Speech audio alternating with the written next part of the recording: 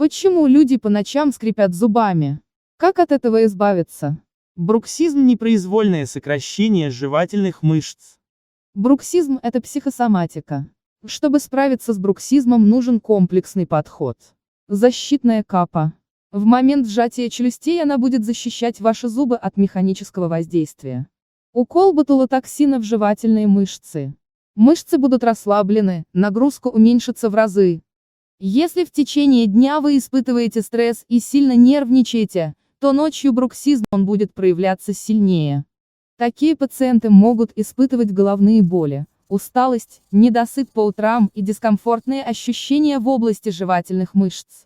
При такой симптоматике откладывать лечение не стоит, следует в ближайшее время обратиться к специалисту.